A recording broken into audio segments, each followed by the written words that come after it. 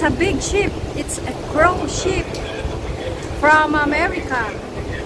Guys, merong malaking cruise ship na dumaong dito sa Marina Zia, dito sa Peria. From America. Yung flag nila is American. American flag. Ang dami, laki. Ang pangalan ng cruise ship ay Opera. Yun, laki. Siga, Dante, Mintrehis.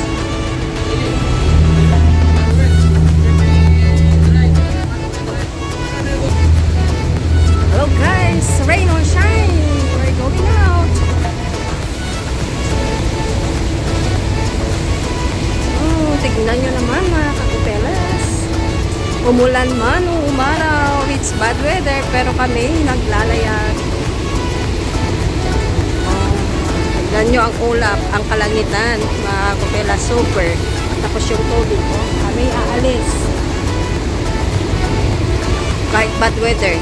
Yan, ganyan talaga ang buhay ng mga seafarers. Kung kinakailangan maglayag, maglalayag.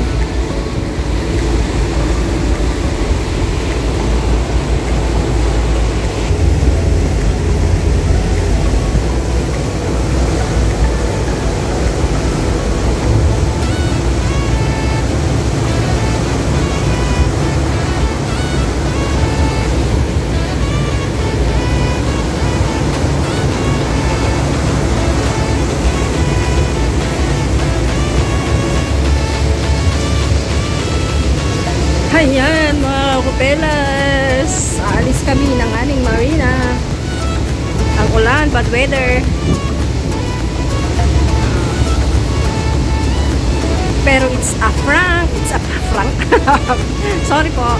It's a prank guys, mga kupelas. Prank lang po iyon. Hindi po kami maglalayag.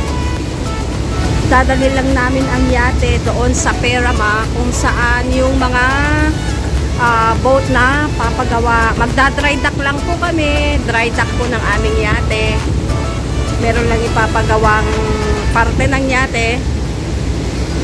So far, 1 linggo lang naman siya magda-dry dock. Then babalik ulit kami dito sa aming marina, which is Marina Zia, sa Pirios. Yan, pupunta lang po kami sa sa Perama, magda-dry dock lang po ng 1 linggo. Meron lang ipapagawa. Then after that, babalik ulit kami and then bibiyahe for hindi ko alam kung kailan, basta waiting lang, standby lang po.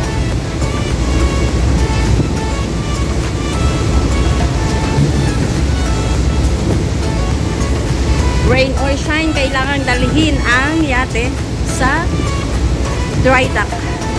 Kahapon pa sana, kaya lang ganito na naman ang weather kahapon. So, ngayon, sabi nila kahapon, rain or shine daw ngayon. Kailangan matutuloy na.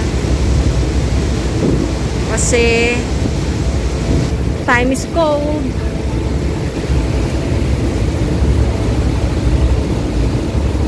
So, bye for now, Marina Zia. Then, mamaya, pagbalik namin, babalik kami mamaya dito, pero hindi nakasama ang yate. Kami magtataksi pabalik dahil nandito yung mga sasakyan namin sa Marina Perea, ay Marina Zia.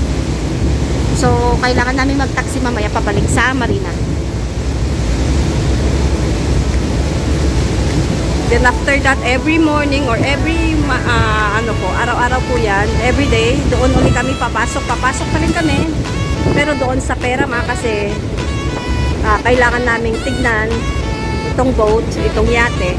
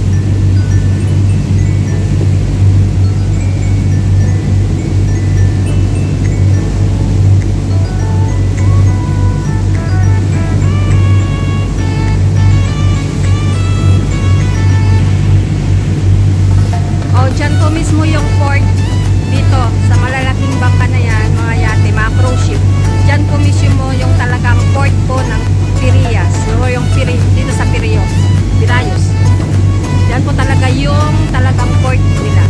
Main port.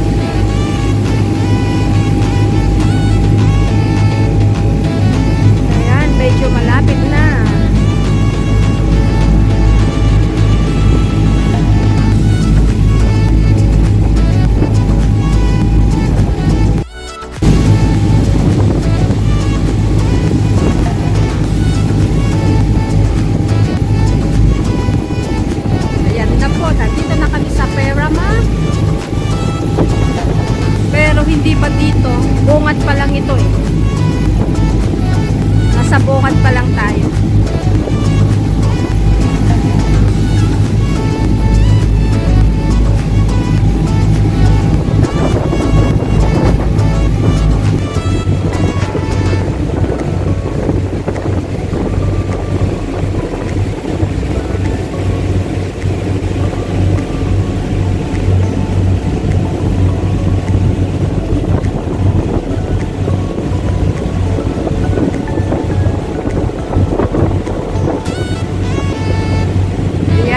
Cargo po yan, mga cargo. Mga malalaking ano.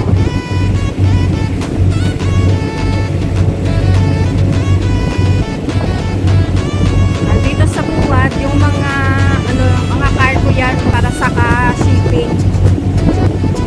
Yung mga boxes, mga pinapadala dito nila inaano. Yun po. Yung mga sea cargos. Yan.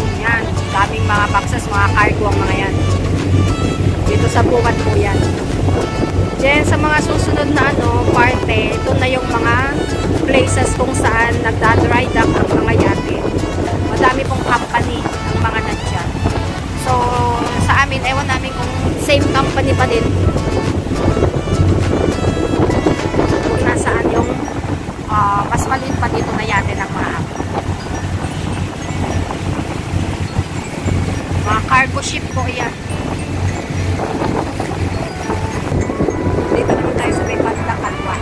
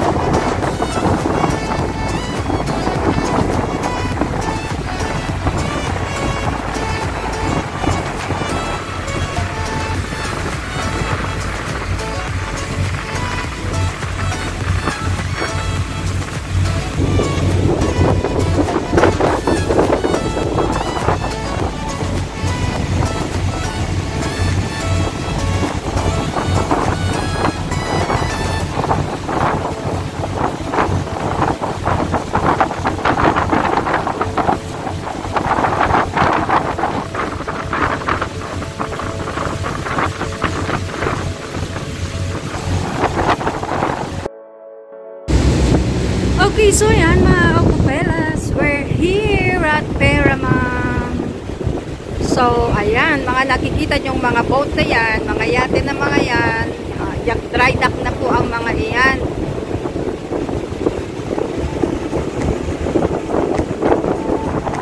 Pero yung iba, talagang as in na, salpak na sa may, sa may semento.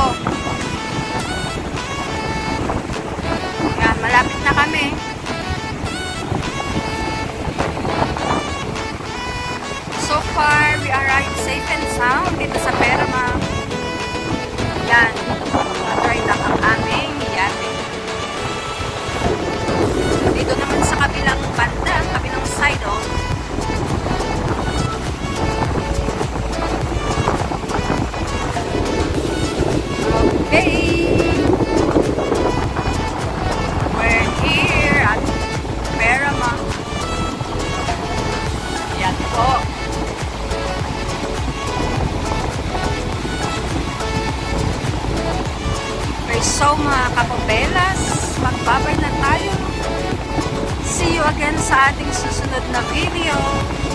Maraming salamat sa panonood.